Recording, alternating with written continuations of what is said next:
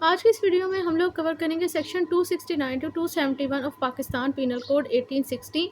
ये section basically deal करते हैं इन सिचुएशन से कि अगर कोई पर्सन अपने किसी नेग्लिजेंस एक्ट की वजह से किसी ऐसी बीमारी के फैलाने का वजह बनता है जो कि जानलेवा हो, मतलब जिससे इंसानी जान को खतरा हो। अगर कोई पर्सन अपने किसी नेग्लिजेंस एक्ट की वजह से इस तरह की बीमारी को फैलाने की वजह बनता है तो तब उसकी क्या पनिशमेंट होगी। एंड सेकेंडली ये कि अगर कोई पर्सन जानते बूझते हुए कोई ऐसा एक्ट करता है जिसके नतीजे में कोई ऐसी बीमारी फैलने का ख़तरा हो या बीमारी फैलाता है जो कि जानलेवा हो, तो उस पर्सन की क्या सज़ा होगी। एंड लास्ट में हम लोग कवर करेंगे कि अगर कोई जो करतीनिया से मतलब रूल क्वारंटीन रूल बनाए हैं फेडरल सूबाई गवर्नमेंट ने या वफाकी हुकूमत ने, अगर कोई पर्सन उन रूल्स की खिलाफ वर्जी करेगा तो इस सिचुएशन में उस पर्सन को क्या पेनल्टी मिलेगी। तो स्टार्ट करते हैं section 269। Section 269 state that negligent act likely to separate infection of disease dangerous to life. मतलब सेक्शन की टर्म से ही डिस्कस हो रहा है कि सेक्शन में बेसिकली ये बताया गया है कि अगर कोई पर्सन कोई एक्ट ऑफ नेग्लिजेंस करता है, गफलत बरतता है और जिसके नतीजे में कोई ऐसा इन्फेक्शन फैलता है जो कि जानलेवा है, जिससे इंसानी जान को खतरा है, तो इस सिचुएशन में इस पर्सन को क्या पेनल्टी मिलेगी, ये सेक्शन इससे डील करता है। सेक्शन 269 क्या कहता है? सेक्शन 269 स्टेट दैट whoever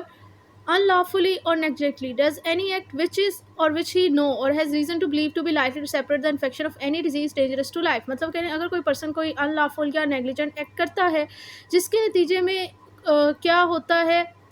कोई बीमारी फैलती है, ऐसी बीमारी जो कि डेंजरस टू लाइफ है, यानी जानलेवा है, जिससे इंसानी जान को खतरा है, जिसके बारे में इसको अपने सेक्ट के बारे में पता भी है, इसकी नॉलेज में है कि मेरे सेक्शन की वजह से ऐसा होगा, मतलब ऐसी बीमारी फैलेगी जो कि डेंजरस टू लाइफ है, तो इस सिचुएशन में कंसीडर किया जाएगा इसने सेक्शन 269 का ऑफेंस कमिट किया। और इस सिचुएशन में इस पर्सन की जो पेनल्टी है वो पेनल्टी जो है वो मैक्सिमम 6 माह की कैद है। इधर लिखा हुआ है imprisonment of either description. Either description से मुराद ये है कि इम्प्रिजमेंट जो कि अकॉर्डिंग टू पीपीसी दो तरह की, एक सिंपल होती है, एक रिजीरियस होती है, यानी कि एक सिंपल कैद होती है और एक होती है कैद बामुशक्कत, जिसे रिजीरियस इम्प्रिजमेंट कहते हैं। वो कह रहे हैं कि इसमें से इसे इम्प्रिजमेंट किसी भी किस्म की जो है वो होगी, वो 6 माह की होगी, 6 माह मैक्सिमम टाइम पीरियड है, और फाइन भी हो सकता है या दोनों भी हो सकती हैं, दोनों जो है वो कोर्ट के डिस्क्रिप्शन पे है। यानी सेक्शन 269 के ऑफेंस को अट्रैक्ट होने के लिए दो सिचुएशन होनी ज़रूरी है। नंबर 1 तो आपका कोई नेग्लिजेंट एक्ट होना चाहिए, अनलॉफुल या नेग्लिजेंट एक्ट होना चाहिए। सेकेंडली ये कि इस अनलॉफुल नेग्लिजेंट एक्ट के नतीजे में कोई ऐसी बीमारी फैले जो कि डेंजरस टू लाइफ हो, यानी जो जानलेवा हो, जिससे जानी जान को खतरा हो। जब ये 2 सिचुएशन पूरी हो जाएँगी तो सेक्शन 269 का ऑफेंस उस पर्सन की तरफ अट्रैक्ट हो जाएगा जिसने ये एक्शन किया होगा। इसको एग्जांपल से समझते हैं कि मिसाल के तौर पर जैसे कोरोना के टाइम पीरियड के अंदर गवर्नमेंट की तरफ से ये रूल्स एंड रेगुलेशन बने हुए थे कि आप जहाँ भी जाएँ मास्क लगा कर जाएँ और सैनिटाइज़र अपने साथ रखें। अगर कोई पर्सन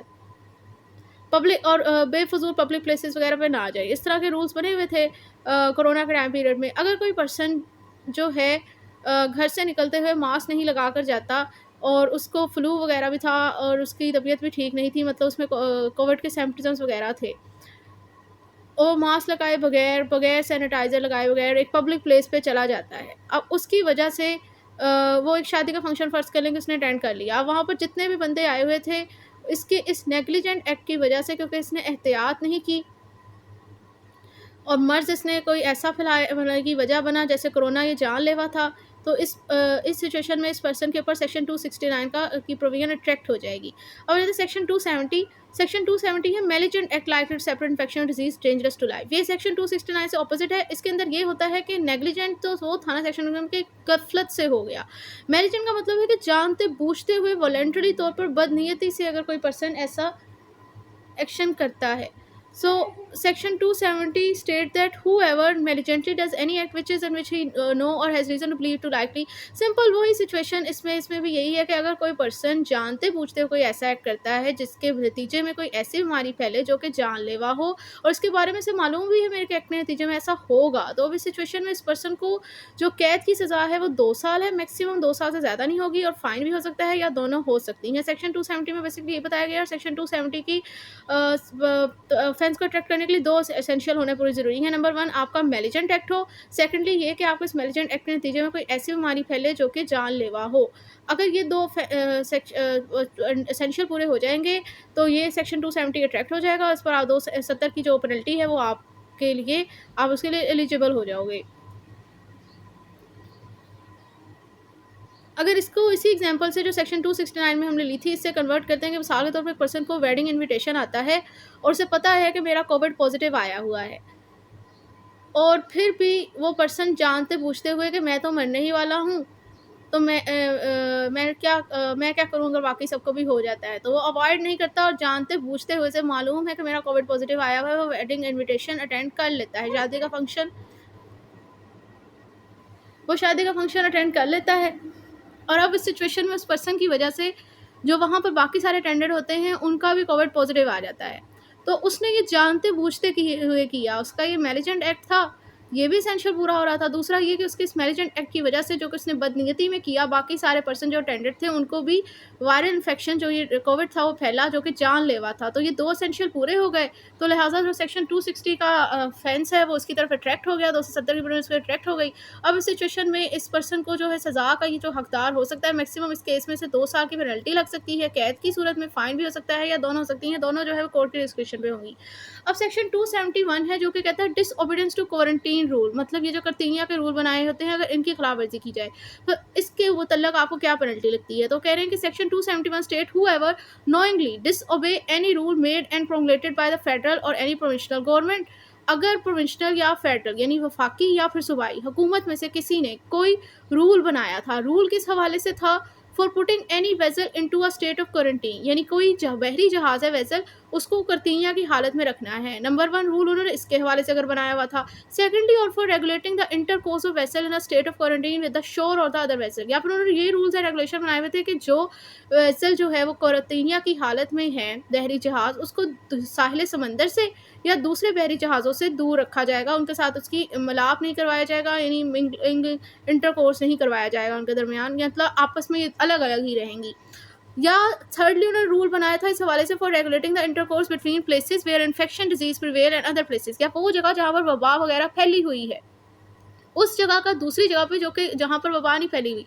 उनके दरमियान जो है वो इंटरकोर्स नहीं होगा, मतलब वहाँ के लोग, वबा वाले लोग इस तरह वाली जगह पर नहीं जाएंगे जहाँ पर वबा नहीं फैली हुई। तो अगर इस तरह के रूल अगर गवर्नमेंट ने, चाहे वो वफाकी है सूबाई, बनाए हुए हैं, और कोई पर्सन नोइंगली जानते बूझते हुए डिसओबे करेगा इस तरह के रूल को, तो इस सिचुएशन में इस पर्सन को क्या पेनल्टी है, shall be punished with imprisonment of either description for a term which extend to 6। इस पर्सन को 6 माह की कैद हो सकती है, जो कि सिंपल भी हो सकती है, सीरियस भी हो सकती है, मैक्सिमम 6 माह की कैद होगी, और जो है फाइन हो सकता है, और दोनों हो सकते हैं, दोनों जो है कोर्ट के डिस्क्रिप्शन पर हैं।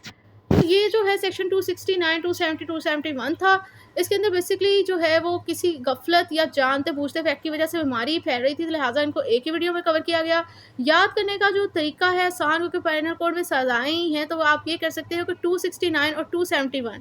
दोनों में सज़ा जो है वो सेम है, 6 मंथ है, फ़ाइन है, या फिर दोनों हो सकती हैं, और 270 के अंदर 2 साल है। जो अब 270 के अंदर सज़ा 2 साल की नौयत इसलिए भी ज़्यादा है क्योंकि वहाँ पर आप जानते बूझते हुए एक्शन कर रहे थे, तो इसलिए चूँकि अब आपकी मेलाफाइड इंटेंशन थी, इस मेलाफाइड इंटेंशन की वजह से आपको फिर 2 साल के लिए लायबल किया गया कि सज़ा आपको हो सकती है। 269 में आपकी कोई मेलाफाइड इंटेंशन नहीं थी, आपसे गफलत में हो गया, लेकिन गफलत तो थी ना, तो और उससे बीमारी भी जानलेवा फैल रही थी, इसलिए 6 महीने। इसी तरह डिसओबीडियंस आपने की, खिलाफ वर्जी की, और उसके नतीजे में भी बीमारियाँ ही फैलनी हैं, क्योंकि आपने क्वारंटीनिया के रूल की खिलाफ वर्जी की जिस पर्पज़ के लिए बनाई गई थी, तो वहाँ भी सिर्फ 6 माह की कैद है। तो यही था सेक्शन 269 टू 271।